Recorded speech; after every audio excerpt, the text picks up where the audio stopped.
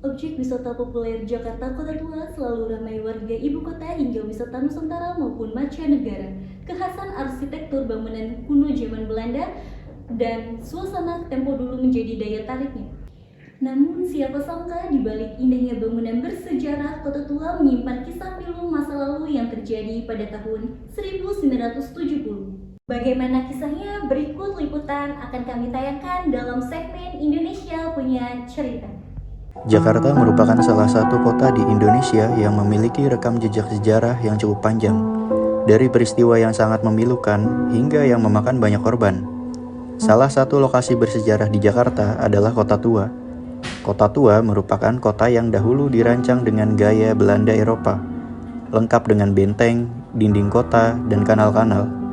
Kawasan yang dulu disebut Batavia ini rampung dibangun pada tahun 1650, di mana museum sejarah yang kini ramai dikunjungi dahulu merupakan balai kota, yang merupakan kantor pusat VOC di Hindia Timur. Untuk ke Kota Tua sendiri ini pertama kali atau sebelumnya sudah pernah? Untuk ke Kota Tua ini saya sudah 3 kali kayaknya kesini, tapi udah lama banget sih, baru kali ini lagi kesini lagi. Untuk kesininya itu karena keperluan apa Kak? Maksudnya buat wisata kah? Atau ada mau cari tahu tentang Kota Tua sendiri? Paling wisata biasa aja sih. Aku kesini datang wisata biasa aja. Aku dari Tangerang, terus kesini tuh pengen refreshing aja. Oh iya, sebelum kesini pernah dengar cerita tentang museum ini nggak? Kalau misalkan sejarah-sejarah gitu? Tentu tahu sih, dulu pas SD juga kayaknya masuk sejarah ya. Tapi kebetulan banget ya, maaf banget, saya kurang hafal sejarah sih. Jadi kesini hanya keperluan untuk wisata aja sih.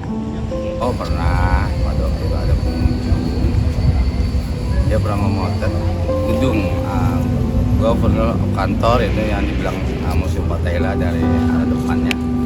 Dia pernah memotret selepas maghrib. Habis foto itu nanti gambarnya di antara selasa jendela itu ada foto apa namanya, kayak sekelebat bayangan none Belanda. Ya. Keduanya di Kali Besar situ, di belakang Mbak Mega itu pernah dilihat ada apa, sosok ular besar ya, ular besar keluar dari permukaan Kali Besar situ.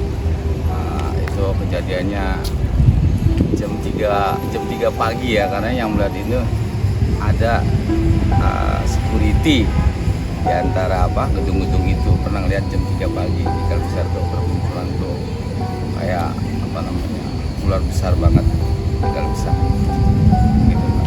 Namun, di balik indahnya pemandangan bangunan-bangunan Belanda bersejarah, ternyata kawasan Kota Tua menjadi saksi bisu pembantaian etnis Tionghoa oleh VOC di tahun 1740. Berdasarkan sejarahnya, Batavia menjadi pusat pemerintahan VOC, membuat 80.000 etnis Tionghoa mencari keberuntungan di Batavia pada tahun 1719. Namun, seberjalannya waktu, tepatnya pada tahun 1740, perekonomian di dunia melesu, sehingga membuat Gubernur Jenderal Hindia Belanda di Batavia mendapat tekanan besar dari VOC pusat di Belanda. Tujuannya tak lain untuk memaksimalkan jumlah penetapan kekas VOC.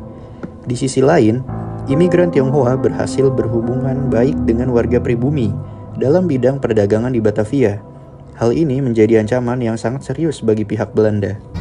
Sebenarnya aku di sini cuman wisata doang sih Kak, jalan-jalan, nggak ada tujuan untuk edukasi juga, ya untuk jalan-jalan aja sama teman-teman. Nah, tapi kalau tadi Kakak tanya, aku tahu apa enggak tentang sejarah Kota Tua yang ada di sini, aku tahu sedikit sih Kak. Soalnya dulu pas SMA kan pernah belajar.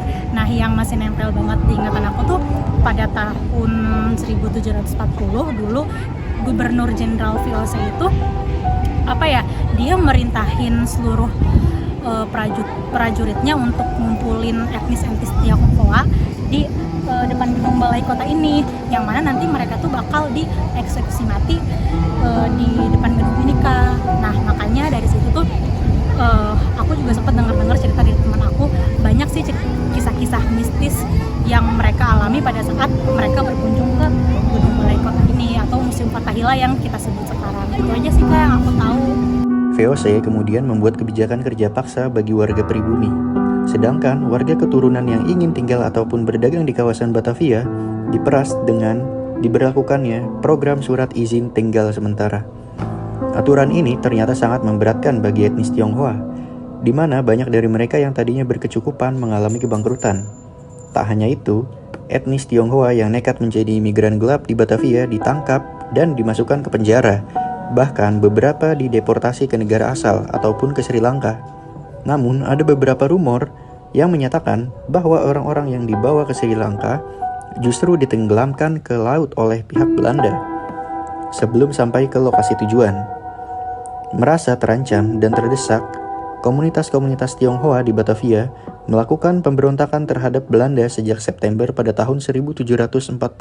Namun, karena kurang persenjataan, pada tanggal 9 Oktober 1740, para serdadu VOC melakukan serangan balik kepada etnis Tionghoa dengan melakukan pembakaran terhadap pemukiman Tionghoa dan membunuh mereka secara membabi buta. Serdadu Belanda juga menangkap ribuan warga Tionghoa dan eksekusi mereka di alun-alun balai kota Batavia, yang kini disebut Taman Fathahillah. Pemirsa, informasi tadi sekaligus menutup perjumpaan kita kali ini. Saya Ratu Masalastari beserta kerabat kerja yang bertugas mengucapkan terima kasih atas perhatian Anda. Salam UMT TV.